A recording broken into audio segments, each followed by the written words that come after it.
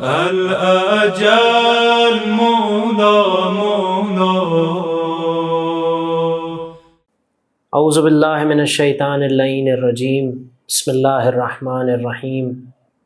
اللہم صلی علی محمد وآل محمد حتی لا یبقى من صلواتک شیء وارحم محمد وآل محمد حتی لا یبقى من رحمتک شیء وبارک علی محمد وآل محمد حتی لا یبقى من البرکات شیء وسلم علی محمد وآل محمد حتی لا یبقى من السلام شیء. بسم اللہ الرحمن الرحیم. اللہم کن لولیک الحجۃ ابن الحسن صلواتک علیہ وعلی آبائہ فی هذه الساعة وفی کل ساعة ولیا وحافظا وقائدا وناصرا ودلیلا وعینا حتی تسکنہ ارضک طوعا وتمتعہ فیہا طویلا. اللہم اجعلنا من انصارہ وآوانہ وشیعتہ وخدامہ ولا تجعلنا من اعدائہ بحق محمد وآلہ الطاہرین. رب صلی علی محمد وآل محمد وعجل فرجہم ولنا داہم اجمعین. محترم ناظرین، السلام علیکم. ہم ایک بار پھر در علم کے اس 14ویں ایپیسوڈ کے ساتھ آپ حضرات کی خدمت میں حاضر ہوئے ہیں اور اس شو میں آپ حضرات کا خیر مقدم کرتے ہیں.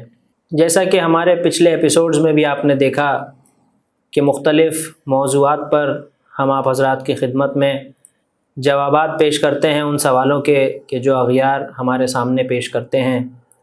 جی ہاں عزیزوں، ہمیں اس بات کی خوشی ہے کہ ہمارا یہ 14واں ایپیسوڈ ہمارے آقا و مولا حضرت حجت ابن الحسن العسکری عجل اللہ تعالی فرجہ شریف کے بارے میں ہوگا.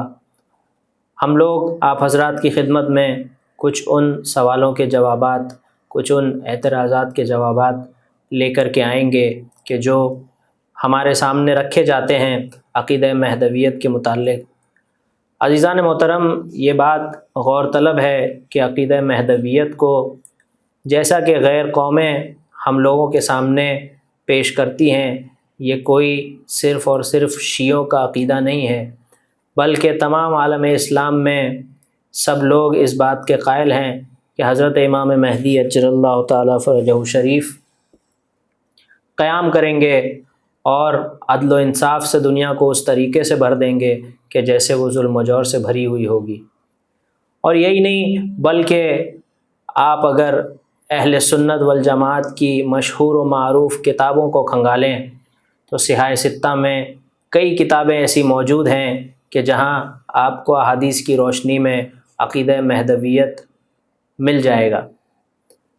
عزیزوں دوستوں، ایک مشہور و معروف حدیث کہ جو کم سے کم 2 مشہور کتابوں میں جو کہ سنن ابو داؤد اور سنن ترمذی میں موجود ہے کہ حضور ختمی مرتبت حضرت رسول خدا صلی اللہ علیہ وآلہ وسلم سے روایت کرتے ہیں کہ اللہ تبارک و تعالی سنن ابو داؤد اور سنن ترمذی سے روایت ہے کہ حضور ختمی مرتبت حضرت محمد مصطفیٰ صلی اللہ علیہ وآلہ وسلم نے ارشاد فرمایا کہ اگر اس دنیا کے ختم ہونے میں صرف اور صرف 1 دن باقی رہ جائے گا تو پروردگار عالم اس ایک دن کو اتنا طولانی کرے گا کہ حضور سرور کائنات کی نسل سے، ان کی ذریت سے اللہ ایک انسان کو بھیجے گا، اللہ ایک شخص کو بھیجے گا کہ جو دنیا میں عدل و انصاف کو اس طرح سے قائم کرے گا کہ جس طرح سے دنیا ظلم و جور سے بھری ہوئی ہوگی. اور یہ شخص کا نام حضور سرور کائنات کا نام ہوگا، اس کی کنیت حضور سرور کائنات کی کنیت ہوگی. تو عزیزان محترم، ان سوالوں کا صرف اور صرف ایک مقصد ہوتا ہے، وہ یہ کہ ہمارے نوجوان، ہمارے بچوں کے ذہنوں میں ایک شک پیدا کیا جائے اور ہمیں اس بات کی خوشی ہے کہ ہمارے علماء دین ان سوالوں کے جوابات فراہم کرنے میں ہمیشہ ہماری مدد کرتے ہیں۔ عزیزوں دوستوں، ہمیں اس بات کی خوشی ہے کہ ہمارے درمیان آج مہمان خصوصی مولانا حجت الاسلام والمسلمین عالی جناب سید ذوالفقار مہدی صاحب موجود ہیں۔ آپ شہر بمبئی میں نجفی ہاؤس سے وابستہ ہیں کہ جہاں آپ مدرسی کے فرائض انجام دے رہے ہیں، اور اسی کے ساتھ ساتھ باندرہ شیعہ خواجہ مسجد میں امام جمعہ و جماعت بھی ہیں۔ آئیے ہم مولانا صاحب کی طرف رجوع ہوتے ہیں اور اپنے سوالات کے جوابات ان سے احادیث و قرآن کی روشنی میں فراہم کرتے ہیں۔ مولانا صاحب السلام علیکم۔ وعلیکم السلام۔ آغا، جیسا کہ آپ نے سماعت فرمایا، یہ کچھ سوالات ہیں کہ جن کے بارے میں غیر لوگ جو کہ اہل بیت علیہم السلام کی ہر کڑی کو نہیں مانتے ہیں، ان سے یہ دیکھا گیا ہے کہ عقیدہ مہدویت کے متعلق جو سوالات ہم تک آتے ہیں اس کا ایک نچوڑ یہ ہوتا ہے کہ کیونکہ وہ لوگ عقیدہ مہدویت کو جھٹلا نہیں سکتے ہیں، اس وجہ سے طرح طرح کے ہمارے سامنے سوالات پیش کیے جاتے ہیں۔ تو انہی طریقوں کے کچھ سوالوں کے آپ سے جوابات حاصل کریں گے اپنے ناظرین کے لیے، تاکہ ہمارے جوان ان سے استفادہ حاصل کر سکیں۔ تو یہ جو سوالات ہیں، اس میں پہلا سوال یہ ہے کہ جب حضور ختمی مرتبت حضرت رسول خدا صلی اللہ علیہ وآلہ وسلم یا پنجتن پاک علیہ السلام کی بات چلتی ہے تو یہ جو سلسلہ ہے اس میں کئی احادیث پائی جاتی ہیں اور ہم تک کافی معلومات نشر کی جاتی ہیں، لیکن یہ دیکھا گیا عموماً کہ جب یہ سلسلہ ساتویں امام موسیٰ کاظم علیہ السلام تک پہنچتا ہے تو اس کے بعد ایک تو یہ کہ جو معلومات ہے وہ محدود ہو جاتی ہے، اور دوسرا یہ کہ جو دشمنان اہل تشیع ہیں وہ ان طریقے کے سوالات کو لے کر کے ایک فتنہ برپا کرنے کی کوشش کرتے ہیں، اور طرح طرح کے اعتراضات ہمارے سامنے پیش کیے جاتے ہیں، اور یہاں تک کہ اگر ہم امام حسن عسکری علیہ السلام تک جائیں تو یہاں تک کہا جاتا ہے کہ امام حسن عسکری علیہ السلام نے گویا اپنے بعد اپنا جانشین مقرر ہی نہیں کیا، جیسا کہ حضور اکرم کے لیے بھی لوگوں نے سوال اٹھایا کہ رسول اللہ صلی اللہ علیہ وآلہ وسلم نے اپنا جانشین مقرر نہیں کیا۔ تو اس اعتراض کے اوپر ہم آپ سے وضاحت چاہیں گے۔ اعوذ باللہ من الشیطان الرجیم، بسم اللہ الرحمن الرحیم، الحمدللہ الذی کفا وسلام علی عبادہ الذین اصطفیٰ محمد وآلہ الطاہرین لا سیم الامام المبین بقیت اللہ فی الارضین الحجت الثانی عشر الامام المہدی المنتظر صلوات اللہ وسلامہ علیہ۔ دیکھیں، اعتراض کرنے والے دو طرح کے لوگ ہیں۔ ایک تو وہ لوگ ہیں جو حقیقت سمجھنا چاہتے ہیں، وہ جاننا چاہتے ہیں کہ سوال کیا ہے اور اس کا جواب کیا ہے۔ یہ جو سوال آپ نے کیا ہے کہ پیغمبر کے اوپر اپنے جانشین کے سلسلے میں الزام ہے کہ انہوں نے جانشین معین نہیں کیا، لیکن یہ خالی الزام ہے، اس کا دور دور تک حقیقت سے کوئی تعلق نہیں۔ اس کی سب سے بڑی دلیل غدیر ہے، جس کے راوی 120 صحابی ہیں۔ اب اس کا تو ایک انکار نہیں کر سکتا، اور کسی کا ایک سورج ہمیں دکھائی نہیں دیتا ہے اور سورج چمک رہا ہو تو آپ کیا کر سکتے ہو؟ اس کے آپ کچھ نہیں کر سکتے۔ ایسے آدمی کے لیے جو یہ پہلے سے ٹھان کر بیٹھا ہو، طے کر چکا ہو کہ ہمیں کوئی دلیل ایکسیپٹ نہیں کرنا، آپ اس کو سمجھا نہیں چاہ سکتے۔ سمجھے اس کو جاتا ہے جو ناسمجھ ہو اور سمجھنا چاہتا ہے۔ یہ جو اعتراض ہے، اس طرح کے اعتراض ان لوگوں کی طرف سے ہوتے ہیں جو حقیقت میں صرف شیطنت اور وسوسہ، فتنہ، فساد برپا کرنا چاہتے ہیں، ورنہ جس طرح غدیر، اور غدیر سے پہلے ہمارے وہاں بہت اچھا جملہ کہا جاتا ہے، کسی نے کہا ہے پیغمبر نے 23 سال میں 23,000 بار کہا ہوگا کہ میرے بعد میرا جانشین غنی ہے، اور ایک اور جس پیغمبر سے حدیث موجود ہو کہ پہلے سے لے کے آخر تک اپنے جانشینوں کا نام بتا دیا ہو، اب اس کے بعد کیا چاہیے؟ اب اس کے بعد اعتراض کرنے کی کوئی گنجائش باقی نہیں رہتی۔ لیکن دیکھیے، دشمن ہمیشہ ہوتا ہے۔ اللہ کے رسول نے خود اس فتنے سے لوگوں کو آگاہ کیا تھا اور کہا تھا کہ میرے بعد فتنے سر اٹھائیں گے، ایسے میں تمہیں علی اور قرآن کے حوالے کر کے جا رہا ہوں۔ جس کو نہیں سننا تھا اس نے نہیں سننا، ٹھیک ہے۔ یہی بالکل اعتراض امام حسن عسکری علیہ السلام کا۔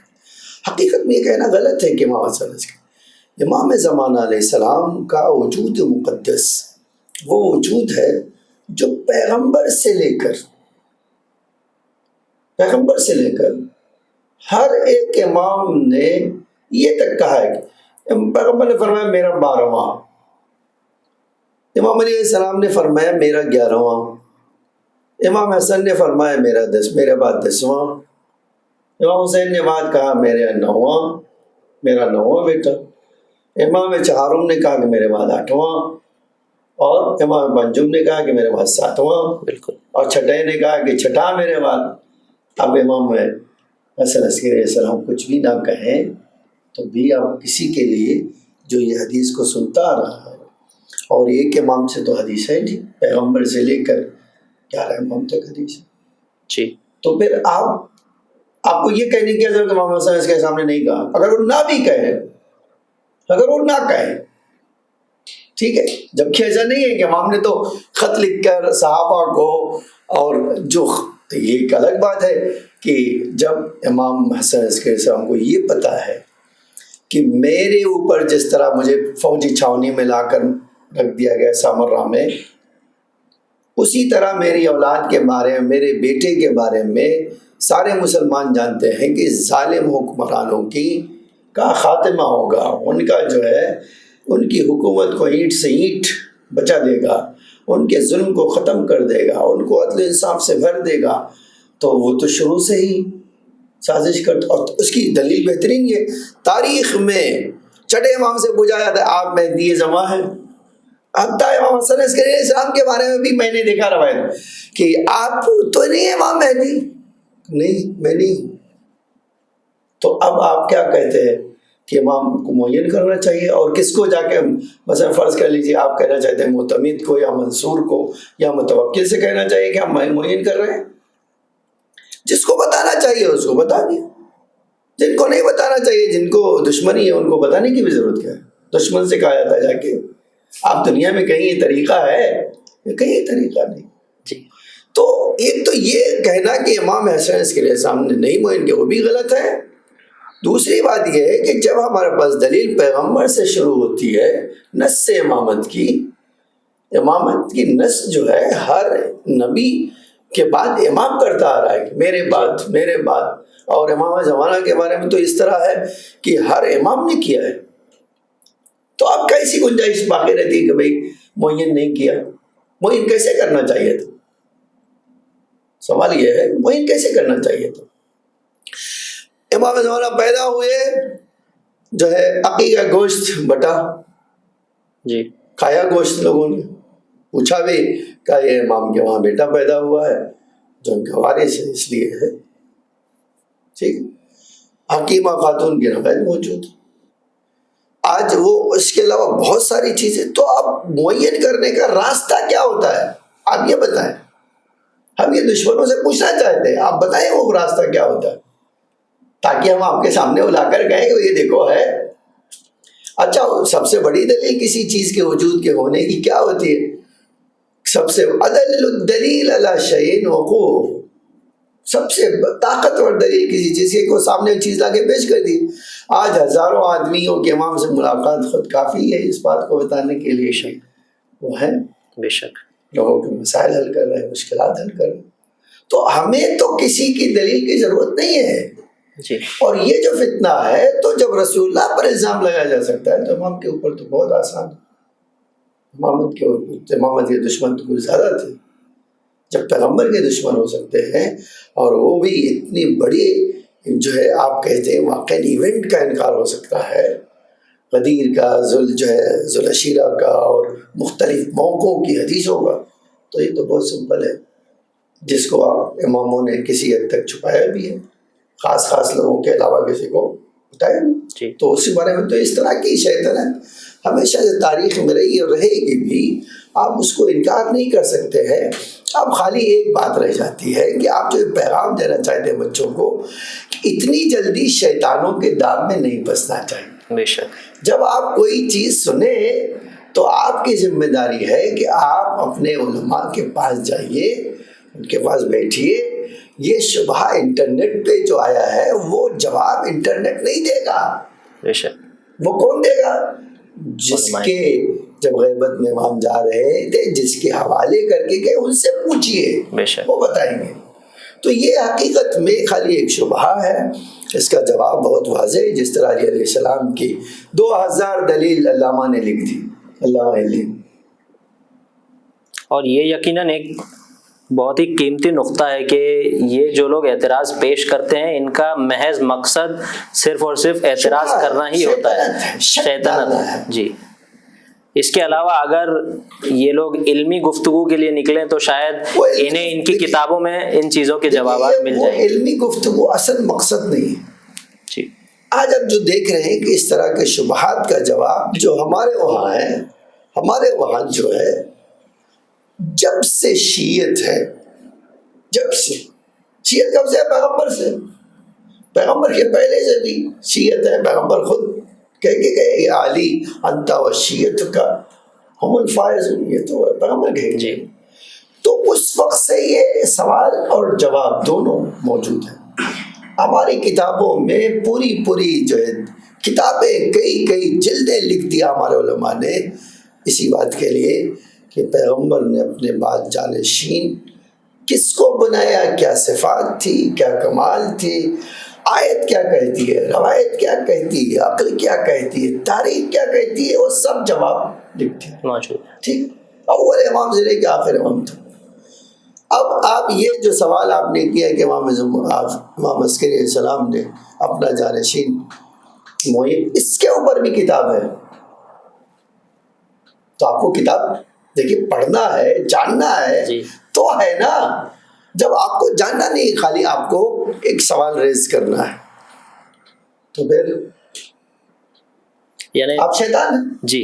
اس کو یعنی آج کی زبان میں اگر بولا جائے تو یہ ون سائیڈڈ ایفرٹ ہے کہ لوگوں کو اپنی طرف سے کوئی محنت نہیں کرنی. اگر انہیں سارے حوالے دے بھی دیے جائیں تب بھی وہ کسی صورت سے نہیں مانیں گے. جی. تو یعنی ہمارے ناظرین کے لیے ایک بہت اہم میسج جو ہے وہ یہاں یہ ہے کہ یہ شبہات میں سب سے پہلے آپ اپنے علماء دین کو رجوع کریں، ان سے جا کے ان سوالوں کے جواب کو طلب کریں. اور یہ جو لوگ کریٹ کرتے ہیں، جو لوگ یہ فتنے برپا کرتے ہیں، یہ لوگوں کا محض مقصد جو ہوتا ہے وہ زیادہ تر یہی ہوتا ہے کہ شیطنت پیدا کرے. جی. اور جواب میں نے کہا جواب ہے نا بھائی. آپ جو کہہ رہے ہیں امام نے کہا، کس نے کہہ دیا نہیں کہا؟ امام نے 12 کہا. احمد ابن اسحاق کو امام کو دکھایا، جی، باقاعدہ خطوط لکھے اپنے وکلا کو کہ میرا بیٹا پیدا ہو چکا ہے، عقیقہ کرواؤ، لوگوں کے درمیان بانٹو. ٹھیک ہے. جس کو مناسب سمجھا اس کو دکھایا، اس سے بات کروایا، اس کے سوال کا جواب امام نے دیا. جی. اور خود امام حسن عسکری نے فرمایا کہ میرے بعد میرا جانشین ہے. اب اس کے بعد کیا بتانا چاہیے تھا؟ اس کے بعد کچھ نہیں بچتا ہے.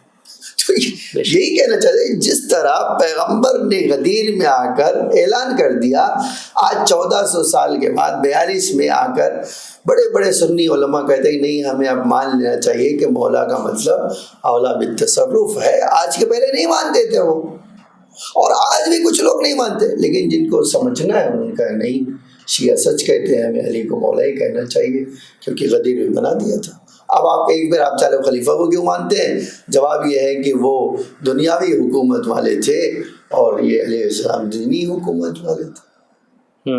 تو یہ تو خالی بہانہ ہے نا. بے شک. جب آپ نے کہا مولا پہ ہم مان لیا اولا بالتصرف، تو یہ تو کہنا ہی غلط ہے کہ آپ دنیا و آخرت بانٹ دیے. یہ کس نے آپ کو حق دیا ہے؟ جی تو یہ سوال جو ہے اس طرح کے جو شک اور شبہے ڈالے جا رہے ہیں اس کا صرف ایک مقصد ہے، وہ مقصد یہ ہے جناب کہ وہ لوگوں کے دلوں میں تردید اور شک کا بیج بونا چاہیے. بے شک. ٹھیک ہے، ورنہ آپ کتاب پڑھنا چاہیں، میں نے کہا آپ پڑھ لیجیے 2000 الفین علامہ علی کی کتاب پڑھ لیجیے، 2000 دلیلیں امام علیہ السلام کی ولایت پر. میں نے کہا امام صلی اللہ علیہ وسلم کے اسی امام کا جانشین کون، آپ نس ڈھونڈ رہے ہیں. حتیٰ سنی کتابوں میں ہے کہ میں نے آپ کے سامنے کہا پیغمبر نے کہا تھا میرا 12واں جانشین، اور ہر ایک امام سے حدیث موجود. بات ختم. جی جی. اور امام زمانہ علیہ السلام کے متعلق جو سوالات دیکھے گئے ہیں اس میں ایک یہ بھی دیکھا گیا ہے کہ امام علیہ السلام کی جو شخصیت ہے اس کو الگ الگ طریقے سے لوگوں نے پیش کیا ہے. صرف غیروں کے یہاں نہیں ہے، یہ اہل تشیع میں بھی امام علیہ السلام کو مثلاً کہیں بتایا جاتا ہے کہ امام علیہ السلام آئیں گے تو وہ تلوار لے کر آئیں گے اور وہ لوگوں کا قتل عام کریں گے. ویسے ہی اور بھی جو ان کے عدل و انصاف. اب یہ رک جائیے، یہ جو آپ پہلا جملہ کہہ رہے ہیں کہ شیعہ بھی کہتے ہیں، کون شیعہ کہتا ہے؟ پہلے تو یہ پوچھ لیں گے ہم آپ سے، کون شیعہ کہتا ہے؟ دیکھیے شیعہ جو ہے عقائد میں جو حدیثیں ہیں اور جو مسلم الثبوت ہے، حدیث صحیح ہے، اس کا کوئی شیعہ انکار نہیں کر سکتا. جی چلیے یہ بات واضح ہے. جانتا ہے کہ قرآن کے بعد دوسرا سورس آف علم اہل بیت کا ان کی حدیث ہے. ٹھیک ہے، حدیث کو ماننا ہر آدمی کے لیے ضروری ہے. اگر اس کی سند صحیح ہے اور یہ ثابت ہو گیا کہ مولا نے کہا ہے تو ہمیں ماننا ہے، پھر آپ کے پاس راستہ فرار کا نہیں ہے. اب یہاں پر دو باتیں. ایک بات آپ یہ کہہ رہے ہیں کہ امام زمانہ السلام کے بارے میں حدیث پائی جاتی ہے کہ جب آئیں گے تو قیام بالسیف، تلوار سے قیام کریں. ٹھیک، لیکن دوسرا جملہ حدیث میں نہیں پایا، قتل عام کریں گے. یہ آپ اضافہ کر رہے ہیں، حدیث میں نہیں ہے. جی حدیث میں یہ ہے کہ جب امام زمانہ السلام آئیں گے تو قیام بالسیف کریں. اب ایک سوال، کیا قیام بالسیف کا مطلب ہے کہ کسی کا خون بہانا؟ سیدھا سوال ہے. دیکھیے یہی جو ہے آ کر خود پیغمبر اکرم، بہت واضح بات ہے کہ جب پیغمبر کہتے تھے کہ میرا آخری جانشین میری سیرت پر عمل کرے گا. یہ تو ہے ہمارے پاس، یہ بھی روایتوں میں پیغمبر نے کیا کیا ہے، زندگی میں تلوار نہیں اٹھائی. بے شک. لیکن انقلاب جاہلیت کا زمانے کو، جاہلیت عربی قوم کی عصبیت، جاہلیت، فساد، ان کی جو ہے مشرکانہ روش کو تبدیل کر کے ان کو موحد بنایا یا نہیں بنایا؟ بالکل. ٹھیک. اب اس کو کہتے ہیں قیام بالسیف. جی یہاں لفظ دیکھیے مجاز گوئی جو ہے ایک ہنر ہے. مجاز گوئی یعنی آپ ایک ایسی بات کریں کہ بہت آسانی سے مطلب سمجھ جائیں. حدیث سمجھنے کے لیے ائمہ ہمارے فرماتے تھے کہ ہماری حدیث کیا ہے، صعب مستصعب. ہر آدمی کے سمجھنے کی بس کی بات نہیں. خوب آگے کا جو جملہ ہے وہ اور سخت ہے، لا يتحملها الا ملک مقرب اور نبی مرسل اور مومن امتحن اللہ قلبہ. بے شک. تو یہ تو بہت تینوں چیزیں، تینوں اعلیٰ کیٹیگری اور سپیریئر کیٹیگری. جی. نبی مرسل جو صاحب شریعت ہو، بالکل، وہ اللہ کا مقرب فرشتہ ہو، اور مومن جس کے دل کا اللہ نے امتحان لیا. کتنے آدمی بول سکتے ہیں کہ میرے دل کا اللہ نے امتحان لیا، میں کامیاب بن گیا. اس کا مطلب ہے کہ حدیث سمجھنا ہر کس و ناقص کے بچ کی بات نہیں ہے. جی ٹھیک ہے. اس کے لیے در اہل بیت میں تسلیم ہونا، یہ پیشانی کو جو ہے خم کرنا اور باب علم سے جڑنا ضروری ہوتا ہے. ٹھیک ہے. اسی لیے جب اس حدیث پہ ہم آتے ہیں تو اس حدیث کا معنی علامتی ہے. ٹھیک ہے. وہ علامتی کیا ہے؟ امام انقلاب کریں گے. وہ سچ بات ہے کہ انقلاب کریں گے. کیا مطلب ہے؟ جو آدمی کا آنے کا مقصد ہی ہو، جس ذات کا، جس شخصیت کا آنے کا مقصد ہی یہ ہو کہ وہ پوری دنیا میں عدل و انصاف بنے گا. ایک جگہ نہیں، ایک خطہ، ایک شہر، ایک گاؤں کی بات نہیں ہے. جی کائنات کو عدل و انصاف سے بھر دے گا. تو یقینی بات ہے وہ جو ہے کیا نام ہے قیام نہیں کرے گا، انقلاب نہیں لائے گا. تو کیا ہوگا کہ انقلاب نہیں ہوگا تو پھر کیسے بدلے گا؟ جی بدلنے کے لیے ضروری ہے انقلاب لانا. اب جب انقلاب جب آتا ہے تو دیکھیے، آج جب انقلاب آتا ہے تو ہوتا کیا ہے، میجورٹی بدل جاتی. ایک مثال ہمارے لیے ایران انقلاب کا ہے. پہلے کہا جاتا ہے ایران پیرس سیکنڈ پیرس ہے. سیکنڈ پیرس کا مطلب جانتے ہیں نا؟ بہت واضح بات ہے کہ ہر طرح کا فساد تھا، نو ڈاؤٹ تھا، ہے نا. اور پھر جو ہے امام خمینی نے کیا کیا، وہ ان کے ذہنوں کو تبدیل کر دیا. جو اسلام کو مثلا اسلام کے قانون کو پامال کرتے تھے، انہوں نے کیا کیا، انہوں نے کہا کہ نہیں ہم اسلامی چاہتے ہیں. ٹھیک ہے، اب ہوا کیا، اب حجاب آ گیا، یہ آ گیا، وہ اس کو کہتے ہیں انقلاب. جی پیغمبر نے بھی کیا کیا تھا، یہی تو کیا تھا، بت پرستوں کو بدل دیا تو انقلاب آیا. تو کیا پیغمبر نے تلوار نہیں اٹھائی؟ پیغمبر نے تلوار نہیں اٹھائی. سچ بات ہے کہ پیغمبر نے انقلاب تلوار سے برپا نہیں کیا ہے. وہ تو جب دشمن ان کے سامنے آ کر ان کو جو ہے ان کی دلیل سننے پہ تیار نہیں، نبوت کو جان گئے، سمجھ گئے، معجزات دیکھ لیا، دلیلیں دیکھ لی، حقانیت سمجھ لیا، قرآن کی آیتوں کو سمجھ لیا، لیکن کہتے تھے ہم نہیں مانیں گے. اور یہی نہیں مانیں گے، نہ ماننا ہو، لکم دینکم ولی دین، تمہارا دین تمہاری ہے. ہمارے پیغمبر کہتے تھے کوئی مسئلہ نہیں ماننا، نہ مانو، لیکن کہتے تھے نہیں ہم آپ کو جینے نہیں دیں گے، ہم آپ کو رہنے نہیں دیں گے، آپ کو مار دیں گے. تو پھر کیا کریں گے پیغمبر کو اپنی جان اور مسلمانوں کی جان کا دفاع کرنا ہے نا. بے شک. سیم یہی بات ہم کہیں گے محمد صلی اللہ علیہ وسلم. جب امام کا مقصد آنے کا مقصد کیا ہے، دنیا کو عدل و انصاف سے بھر دے، ظلم کا خاتمہ ہو، تو کیا ہر ظالم منطق کی زبان سمجھے گا، عقل کی زبان سمجھے گا، حجت معجزے کی زبان سمجھے گا؟ نہیں. آج بالکل اسی طرح ہے جس طرح اس زمانے میں تھا. کچھ لوگ ہوں گے جو میجورٹی ایسی ہوگی جن کی عقل مکمل ہوگی، وہ بڑی آسانی سے امام کی بات کو قبول کر لیں گے اور دین پر عمل کریں گے، اللہ کا دین کا بول بالا ہو جائے. لیکن کچھ تو ایسے عناصر ہوں گے جن کو ہم سرطان کہتے ہیں، جس کو ہم کینسر کہتے ہیں. کینسر کا علاج خالی جو ہے کیا ہے، ان کو کاٹ کے باہر نکالنا. اگر کسی اعضاء میں انسان کے کینسر ہو جائے تو کیا کریں گے آپ؟ اس کا علاج نہیں ہوگا، کیا کریں؟ آپریشن کرنا ہوگا. تو آپریشن ہی کا دوسرا نام کیا ہے؟ قیام بالسیف. ٹھیک ہے، تو آپ یہ معنی نہ نکالیے، یہ معنی نکالنا غلط ہے کہ قیام کا مطلب یہ ہے، قیام بالسیف کا مطلب یہ ہے کہ تلوار سے کسی کو مار دینا. نہیں میرے بھائی، قیام بالسیف کا مطلب یہ ہے کہ بدل دینا، انقلاب لا دینا. اور انقلاب یقینی بات ہے کہ امام کے علاوہ کوئی انقلاب نہیں. بے شک.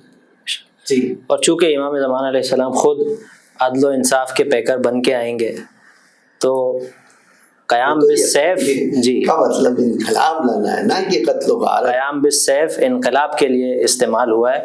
یہ لوگ کہ کسی کی گردن کاٹ جی نہ کسی کی گردن کاٹ. جی. بے شک. امام زمان علیہ السلام کے متعلق ایک جو موضوع ہے کہ جس پر کافی الگ الگ طریقے کی باتیں ہوتی ہیں اور کافی الگ الگ نظریات پائے جاتے ہیں، وہ ہے جزیرہ خضرا کا کانسیپٹ. تو مولانا صاحب اس پہ اگر آپ کچھ روشنی ڈالیں کہ یہ جزیرہ خضرا کیا چیز ہے اور اس کو کس طریقے سے سمجھنا چاہیے. جزیرہ خضرا کے بارے میں علامہ مجلسی نے نقل کیا، نو ڈاؤٹ، اور سورس وہی ہے، علامہ مجلسی نے اس کو نقل کیا. پھر اب اس کے بعد امام نے علامہ سے نقل کیا، بھائی ایک آدمی اس جزیرے میں جاتا ہے اور وہاں کی گزارش لا کے ہمیں بتاتا. دیکھیے ہمارے پاس اس بات کو سمجھنے کے لیے ایک بہت لاجک والی بات ہے.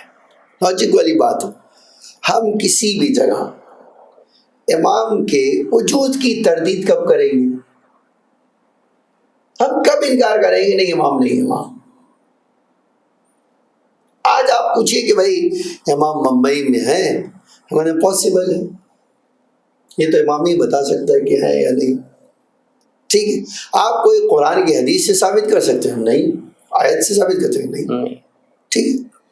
سیم یہی بات ہم کہیں گے کہ یہ امکان بہت ہو سکتا ہے کہ امام تو ایسا نہیں ہے کہ جو اپنے جد کی سیرت پہ عمل نہ کرے. کر سکتا شادی کر سکتا، ہاں کر سکتا ہے.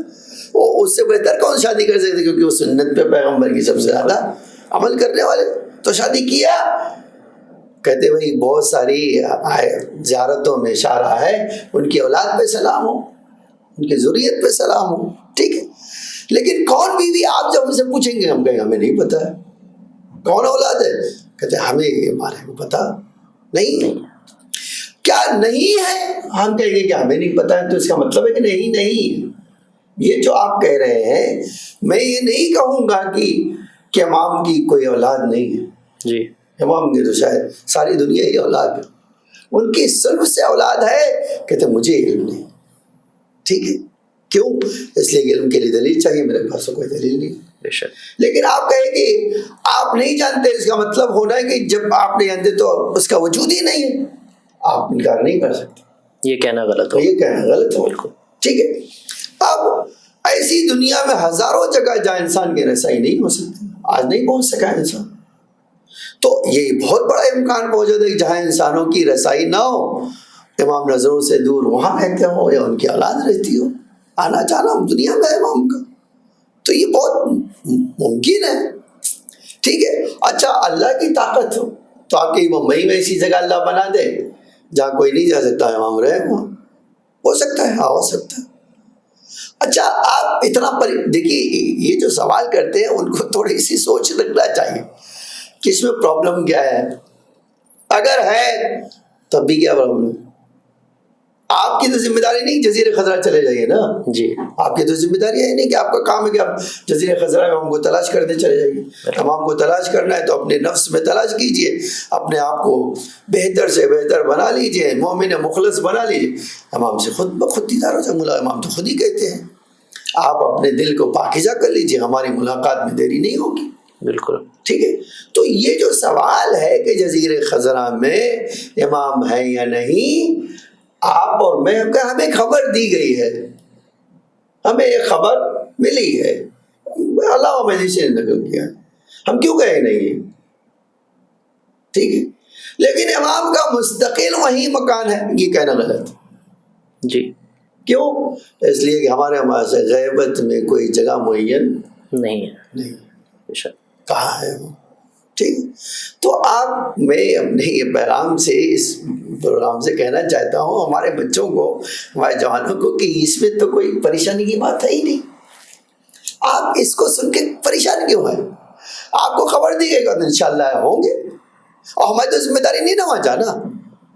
ٹھیک ہے. نہیں، امام نے ہم سے، کسی امام نے کہا کہ جزیرے خضرہ چلے جانا، ایسی تو کوئی بات نہیں. اچھا، دوسری طرف سے امکان پایا جاتا ہے، ہاں وہ امکان بہت پایا جاتا ہے، ہو سکتا ہے. ٹھیک ہے. اچھا، اللہ کی قدرت تو ہم کہتے ہیں ان اللہ علی کل شیء قدیر. بالکل. اور زمین کا بہت سارا حصہ ہے جہاں کسی کی رسائی نہیں. جی، تو یہ کہنا صحیح ہوگا کہ اگر جزیرہ خضرہ ہے تب بھی ہم کو کوئی مسئلہ نہیں، اگر نہیں ہے تب بھی ہم کو کوئی مسئلہ نہیں. دیکھیے، یہ آپ یہ جو نہیں کی بات کہہ رہے ہیں، کسی چیز کی تردید آپ کب کر سکتے ہیں؟ کسی چیز کا انکار جب اس کے بارے میں کوئی پروف ہو. جی. آپ کے پاس علم نہیں ہے، میرے پاس علم نہیں ہے، بے شک، لیکن لیکن ہمیں ایک خبر ہی صحیح ملی ہے کہ وہاں ایسا ہے. تو ٹھیک ہے بھائی، انہوں خبر دی ہے، ہم ان کو جھٹلائیں کیوں؟ ہاں، جھٹلانے کے لیے کوئی وجہ ہونی چاہیے نا. جی. تو ہم کیوں جھٹلائیں گے؟ ہم گئے ہوں گے، اللہ کرے ایسا ہو. ہم یہ بھی تمنا ہے ہماری کہ مولا کی حکومت اب وہاں سے نکل کے ساری دنیا میں آنے والی ہے، تو ہماری تمنا یہ ہو. ٹھیک. لیکن ہماری تمنا اور یقین میں تھوڑا فرق ہے. بے شک. تو پریشان ہونے کی تو کوئی بحث نہیں ہے اس میں، اور نہ ہی اگر امام آتے ہیں وہاں تو اس میں بھی کوئی پریشانی نہیں. جی. تو آپ تردید نہ کریں، انکار نہ کریں. بے شک. لیکن آپ کے اوپر تو یہ نہیں ہے، آپ کا عقیدہ تو نہیں ہے کہ نہیں امام زمانہ وہیں، یہ بھی آپ کا عقیدہ نہیں. یہ پاسبلٹیز میں سے ہے، امکان میں سے ہے. امکان ہو سکتا ہے، ہو سکتا ہے نا. لیکن ہم انکار کیوں کریں جب ہمارے پاس دو چار خبریں ایسی ہیں؟ ہم یقین سے نہیں کہہ سکتے، لیکن ہے نا خبر، بس ٹھیک ہے، جی اس سے تو ہمارا عقیدہ متزلزل نہیں ہونے والا ہے۔ بالکل بالکل۔ مصعب، جہاں کئی سارے سوالات کیے جاتے ہیں وہاں ایک سوال یہ بھی ہوتا ہے، چونکہ یہ جو دور غیبت ہے یہ بہرحال شیعوں کے لیے ایک بہت مشکل دور ہے، بہت مصیبت والا دور ہے، تو ایک سوال یہ بھی ہوتا ہے کہ امام علیہ السلام چونکہ غیبت میں ہیں تو اسلام کی نمائندگی کے لیے اس طریقے کے کافی سارے سوال بنائے جاتے ہیں الگ الگ طریقوں سے، کہ اسلام کی نمائندگی کے لیے اللہ تبارک و تعالیٰ نے اس دور میں کس کو رکھا ہے، تو اس پہ اگر آپ کچھ وضاحت کریں۔ دیکھیے بہت واضح بات ہے، ہمارے پاس اس طرح کی بہت ساری حدیث جو اماموں سے وارد ہوئی ہے، وہ کیا ہے؟ اما حوادث الواقعہ، یہ دیکھو امام زمان صاحب نے فرمایا جی میرے بعد جو مسائل شرعی پیش آئے، نئے نئے واقعات پیش آئے، کیا کرو؟ فرجعوا الی روات احادیث، ان کے پاس رجوع کرو جو ہماری حدیثوں کی سمجھ رکھتے ہیں، جی جو فقیہ ہیں، ٹھیک ہے، یہ بہت واضح۔ دوسری بات میں نے غیبت کے بارے میں یہ حدیث بھی دیکھی ہے کہ امام کو اللہ نے اس وقت تک غیبت میں نہیں ڈالا جب تک ایسے علماء سے وعدہ نہیں لے لیا کہ وہ امام کی غیبت میں ان کی امت کے ارشاد کی ذمہ داری اپنے کانوں پہ لے۔ بالکل۔ اور یہی وجہ ہے کہ علماء ربانی کی صفات پہ میں نے بتا دی، جی ہماری ذمہ داری ہے کہ وہ صفات دیکھ کر جس کے حوالے امام نے کیا ہے اس سے جا کے سوال کر لیں۔ دیکھیے اللہ کا نظام، آپ نہج البلاغہ میں یہ جملہ پڑھیے کہ امام علیہ السلام نے خطبہ دیتے ہوئے ارشاد فرمایا کہ اللہ کی حجت کبھی جو ہے ختم نہیں ہوتی، کبھی یہ بھی ایسا نہیں ہوتا کہ اللہ زمین کو اپنی حجت سے خالی رکھے۔ بے شک، یہ غلط بات ہے کہ کبھی آپ کی نظروں کے سامنے ہے، کبھی یہ نظروں سے جی کبھی ظاہر ہے، کبھی باطن، بے شک، بس اور کچھ فرق نہیں ہے۔ تو اب یہ بات ہے کہ امام غیبت میں ہے، اس میں تو کوئی شک و شبہ نہیں ہے نا، لیکن بالکل جس طرح سورج اثر کرتا ہے اسی طرح وہ کرتے ہیں، آپ کو بے شک۔ پتہ بھی نہیں چلتا، مجھے پتہ بھی نہیں چلتا، جی ٹھیک ہے۔ اور جن سے رابطہ کرنا ہوتا ہے، جن کی رہنم ہاتھ پکڑ کے ان سے سامنے کہنا پڑا، تاریخ نے وہ بھی بتایا کہ امام نے ڈائریکٹلی آگے کہا کہ یہ طرح کا مسئلہ ہے، دیکھو یہ ہے۔ تو یہ کوئی سوال ہے ہی نہیں کہ غیبت کے زمانے میں خود امام اپنی معنویت اور روحانی طاقت سے ہدایت جس کی چاہے کر سکتا ہے، وہ جب چاہے کر سکتا ہے، کوئی اس کی رکاوٹ نہیں، اور کیا بھی ہے امام نے ایسا بھی، ٹھیک ہے۔ اب دوسری بات ہوتی ہے، آیا سیکنڈ جو آپشن بھی امام نے معین کیا؟ ہاں بالکل، علماء ربانی کی طرف رجوع کرنے کا حکم دینا خود یہ سیکنڈ آپشن ہے۔ بے شک، امام نہیں ہے تو کہا ہمارے وکلا سے پوچھ لو، بے شک، اور وکلا یہاں ہر جگہ موجود، جی بس اس میں کیا ہے، صفات ربانی ڈھونڈنا ہے، اور بقیہ تو کوئی مسئلہ ہے جی نہیں۔ بالکل۔ جی تو ہدایت کے لیے یعنی اگر اس کا خلاصہ نکالیں تو یہ کہ جو غیبت کا دور ہے اس میں ہماری ہدایت کے لیے اللہ تبارک و تعالیٰ نے، امام علیہ السلام نے علماء دین کی رہبری ہمارے اوپر باقی رکھی ہوئی ہے، ہمیں ان سے جا کر کے اپنے مسائل کو رجوع کرنا ہے انشاءاللہ۔ دیکھیے اس میں تو کوئی شک نہیں ہے۔ بے شک۔ اب میں نے ایک دوسرا اسی کے ساتھ آپ کو کہہ دیا کہ آپ کو خالی اپنا دل پاک کرنا ہے، بے شک، امام تو ہر جگہ موجود ہے۔ بے شک، امام کی روحانیت اور امام کی ہدایت وہ سب سے زیادہ طاقتور ہے، بے شک، بس آپ کو ان سے ہدایت طلب کرنا ہے، اور اگر امام نے مناسب سمجھا تو آپ کی ڈائریکٹلی ہدایت کرے گی، نہیں سمجھا کسی کے حوالے کرتے۔ آج ایسا ہوتا بھی رہا ہے، آپ جب اماموں کی غیبت نہیں تھی تو بھی اماموں نے کام کیا، جی کسی سے کہا مولا ہم مدینے کا، امام نے کہا مدینے کیا ضرورت تمہیں آنے کی، فلاں شہر میں ہمارا وکیل موجود، بے شک، اس سے جا کے آج وہی سسٹم یہاں پر بھی ہے، آج بھی یہی سسٹم، آپ کے پاس طاقت ہے، آپ دل کو پیور کر لیجیے، آپ کہیں بھی پکاریں گے وہاں آ جائیں۔ اچھا، بحرین کا واقعہ گواہ ہے اس بات کے لیے، انار والا واقعہ جو ہاں ہے، یہ تو خود ہی پروف ہے۔ بے شک، اب آپ کے پاس اتنی لیاقت نہیں ہے، آپ ہدایت مانگ دیں، ہم کہہ دیں گے ٹھیک ہے آپ ہمارے وکلا کی طرف چلیں، یہ تو عام حکم موجود ہے۔ تو جو عام حکم موجود ہے اس پہ سیکنڈ آپشن ہے، جی پہلا آپشن تو خود امام ہے، حاضر ہونا غیبت ہونے ان کے لیے فرق نہیں کرتا، آپ کے لیے اور میرے لیے فرق کرتا ہے۔ بے شک جی، تو کوئی انسان یہ نہ کہے کہ بھئی امام غیبت میں ہے تو امام غیبت میں ہے تو کیا تم نے غیبت میں، ہم نے سبب فراہم کیا ہے۔ تو اب جب ہم نے سبب فراہم کیا تو امام کی مجبوری نہیں ہے، ہماری مجبوری ہے۔ تو اگر ہماری مجبوری ہے تو امام نے اس کے لیے انہوں نے راستہ معین کر دیا، ہمارے وکلا سے رجوع کر لیں۔ بے شک۔ جی تو مولانا صاحب اگلا سوال جو ہے وہ اسی موضوع سے ملتا جلتا ہے کہ علماء دین جو ہیں وہ اس دور غیبت میں ہمارے لیے ایک بہت بڑی نعمت ہے، اور اللہ تبارک و تعالیٰ نے انہیں ہماری ہدایت کے لیے معین کیا ہوا ہے، لیکن اس دور غیبت میں لوگ طرح طرح کے سوالات کرتے ہیں مجتہدین کی ذمہ داریوں پہ، اور نہ صرف یہ بلکہ سوال کیے جاتے ہیں کہ جہاد ساقط ہونے کی کیا دلیلیں ہیں، نماز جماعت کے کیا احکام وغیرہ ہیں، خمس لینے دینے کے اور خمس اپنے مرجع وقت تک پہنچانے کے کیا احکام ہیں۔ تو اس کے اوپر کچھ روشنی ڈالیں کہ ایک سوال یہ ہے بڑا جو موٹی چیز مجھے لگتی ہے، آپ نے تو وکیل معین نہیں کیا ہے، جی میں نے تو موکل معین نہیں کیا، معین کرنے والا اور صفات بتانے والا امام، بے شک، ٹھیک ہے، اور آپ کو اور مجھے یہ کہا گیا کہ امام کے پیچھے چل رہا ہے آگے نہیں، یہ بات ہے نا؟ بے شک، مان لیجیے کہ وہی ہے، اس میں کوئی دو رائے نہیں ہے، بالکل ہمارا کام ہے امام کے حکم کے پیچھے چلنا، بالکل آگے نہیں۔ یہ جو لوگ سوال کر رہے ہیں نا وہ آگے چلنے کی کوشش کر رہے ہیں۔ جی، جب امام نے بتایا ہے کہ بھئی آپ کو ان صفات کو ڈھونڈ لینا ہے اور اس کے پیچھے چلنا، جی وہ جو کہے آپ کو کرنا۔ ایک بڑا زبردست جو ہے، دیکھیے یہ روایت میں ہے، ایک سیب کے 2 ٹکڑے کر دیے، ایک کو کھا لیا، کہا یہ حلال ہے، دوسرا حرام ہے۔ اس سے کیا بتانا چاہتے تھے؟ کہ دیکھو جو ہم بتا دیں، جو ہم کہیں گے بس وہی ہے، آپ یہ نہ جانیے، آپ کو یہ حق نہیں پوچھنے کا کہ آپ نے حرام کیوں کیا۔ یہ آپ کو یہ پوچھنے کا حق اس وقت ہے جب امام نہ مانتے ہو۔ بے شک، جب ایک بار کسی کو آپ نے امام مان لی ہے پھر آپ کو یہ پوچھنے کا حق ختم ہو جاتا ہے۔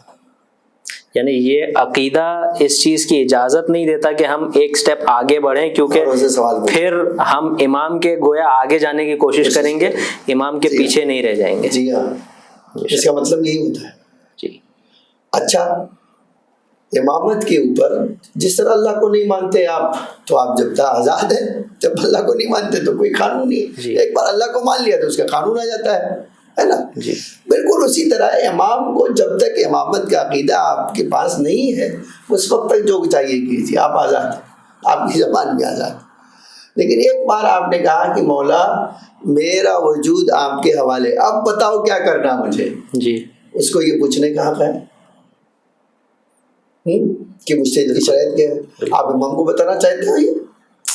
ہاں، دیکھیے یہ سارے جو ہے، میں نے اسی لیے کہا کہ شیطنت جو ہے نا ان کے لیے ہے، ان جوانوں کے لیے جو نہیں جانتے، جی، نہیں سمجھتے، ٹھیک ہے، ان کو بڑی آسانی سے شیطان ٹریپ اس طرح کے سوال کر کے ٹریپ کر لیتا ہے۔ جی، لیکن جن کو پتہ ہے کہ یہ نعمت امام زمان علیہ السلام کی عام طور سے لوگوں کی پائی جاتی، یہ صفات ہونا چاہیے بس، بے شک، ٹھیک ہے۔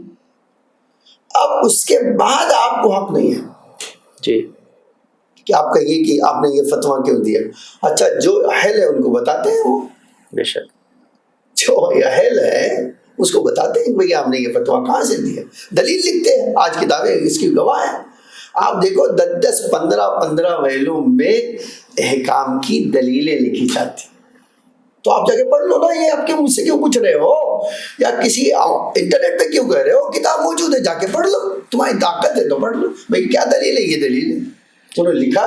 ایسا تو کسی مرجع نے کیا ہی نہیں ہے کہ اس نے احکام کی دلیلیں نہ لکھا ہو، لیکن وہ توضیح المسائل میں نہیں لکھیں گے، جی، کیونکہ یہ ان لوگوں کے لیے لکھی جاتی ہے جن کو خالی لڈو کھانا ہے اور کچھ نہیں کرنا ہے، جن کو پھل کھانا ہے ان کے لیے یہ لکھی گئی ہے کتاب، جی، ٹھیک ہے، جن کو جانا ہے اس کے پیچھے عمل کرنا اس کے لیے لکھی، تو وہ تو دلیل لکھیں گے، بے شک. تو یہ سوال کرنا اس وقت تک صحیح ہے جب تک آپ ان کی ولایت کو نہ مانتے. جب مانتے ہیں تو پھر آپ کو اس طرح کا سوال کرنے کا کوئی حق ہو بنتا ہی نہیں. وہ سب اسی کے ساتھ ہمارے ذہن میں ایک واقعہ آتا ہے جو آپ کی ہی ایک مجلس سے ہم نے سنا تھا، کہ جس میں شیخ مفید کی آپ نے مثال دی تھی کہ شیخ مفید کو خود امام علیہ السلام نے کس طریقے سے مدد کی تھی. جی بالکل. کہ انہوں نے جو ایک فتویٰ دیا تھا کہ بچے کو ماں کے شکم میں رہنے دیا جائے، اور پھر امام نے ان کی امداد کی تھی. تو یہ واضح ہے کہ علماء دین، مجتہدین کرام، ان لوگوں کی مدد کی گارنٹی خود امام زمانہ علیہ السلام نے لی ہے، اور ہر موڑ پر امام علیہ السلام ان کی مدد کرتے ہیں. بالکل. قبلہ بہت بہت شکر گزار ہیں آپ کے کہ آپ نے اپنا قیمتی وقت ہم لوگوں کے ساتھ صرف کیا، ہمارے ناظرین کو آگاہ کرنے کے لیے، ان کی معلومات میں اضافہ کرنے کے لیے. پروردگار عالم سے دعا کرتے ہیں پروردگار امام زمانہ علیہ السلام کے ظہور میں تعجیل فرما، ہمیں ان کے نیک اعوان و انصار میں شمار فرما. عزیزو، جیسا کہ آپ نے دیکھا کہ یہ سوالات جو امام زمانہ علیہ السلام کے عقیدہ مہدویت کے متعلق ہمارے سامنے پیش کیے جاتے ہیں، یہ محض صرف اور صرف ایک فتنہ پیدا کرنے کے لیے ہوتے ہیں، ایک شیطنت پیدا کرنے کے لیے ہوتے ہیں. ہم نہایت شکر گزار ہیں مولانا موصوف کے کہ جنہوں نے اپنا قیمتی وقت ہمارے ساتھ بتایا اور ہمیں آپ حضرات کی خدمت میں ان سوالوں کے جواب فراہم کرنے کی سعادت نصیب فرمائی. پروردگار سے دعا کرتے ہیں کہ پروردگار انہیں باصحت و سلامتی رکھ، پروردگار امام زمانہ علیہ السلام کے ظہور میں تعجیل فرما، ہمیں ان کے نیک اعوان و انصار میں شمار فرما. عزیزان محترم، ہم انشاءاللہ آپ سے اگلے ایپیسوڈ میں ملاقات کریں گے کہ جہاں کچھ اور تفصیلاتی گفتگو، کچھ اور نئے سوالات کو لے کر کریں گے. آئیے مولانا صاحب سے ملتمس ہیں کہ دعا کے ذریعے سے اس پروگرام کا اختتام کریں. اللهم صل على فاطمة وأبيها وبعلها وبنيها وسر المستودع فيها بعدد ما أحاط به علمك. کہ اللہ جس طرح تو نے ہمیں صراط مستقیم کی ہدایت فرمائی ہے، ہمارے بچوں کو، ہماری قوم کو، ہمارے جوانوں کو، ہماری عورتوں کو اس طرح کے شبہات سے محفوظ فرما، شیطانی وسوسوں سے دور فرما، اور ہمارے آقا، ہمارے مولا کے ظہور میں تعجیل فرما. ربنا تقبل منا انك انت السميع العليم. اللهم صل على محمد وعلى محمد. اللهم صل على محمد وآل محمد وعجل فرجهم